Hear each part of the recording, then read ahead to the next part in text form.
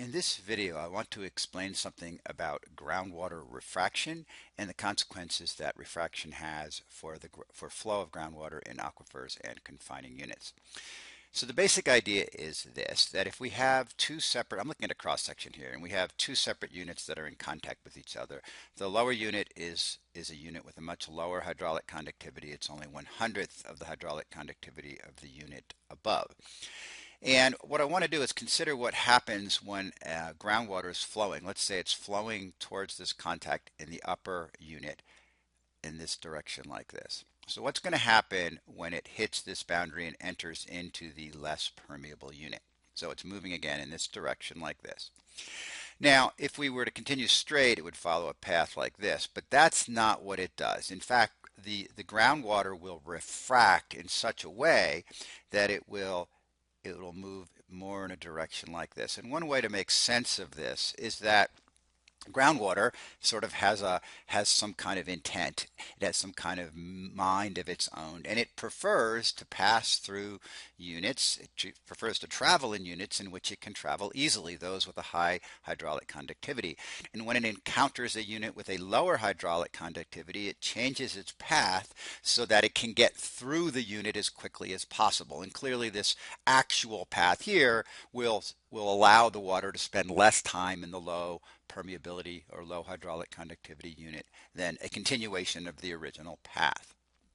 So, given this then, what happens when we look at groundwater flow in a stack of aquifers and confining units? So here we have another cross section of the earth, and we're actually seeing three separate aquifers. They are the units that aren't kind of grayed out, and they have an upper unconfined aquifer and then two confined aquifers beneath them, and they are separated from each other by these sort of gray confining units. Now, because of the way that groundwater refracts, remember, if a path of groundwater is going like this in the aquifer, it's going to refract so that it spends as little time as it can going through the confining layer. It'll follow a path more like this. And then when it enters the next aquifer, it's once again going to follow a path that now will allow it to spend as much time as it can in the highly permeable high hydraulic conductivity unit, one that refracts such that it's more parallel to the boundaries of the aquifer. Now, if I look in general at this and I look at a large area, what I find is I can reach the following really important conclusion. In general, flow in aquifers will be more or less parallel to the boundaries of the aquifer. This is true regardless of whether it's an unconfined aquifer or a confined aquifer.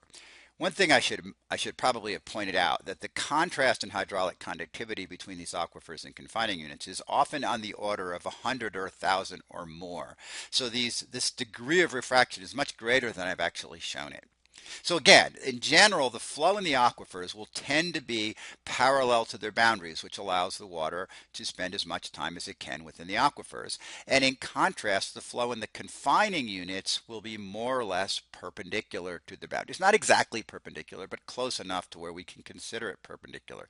And this again allows the water to get through the through the confining layers as quickly as possible. So it's a simplification that we use that is very often true, and that is when we consider the flow in a stack of aquifers and confining units, that flow in the aquifers is parallel to its boundaries, flow in the confining units is perpendicular to its boundaries. And when the aquifers and confining units are layered in a horizontal stack, as I've shown here, then flow in the aquifers will be by and large horizontal, and flow in the confining units will be by and large vertical.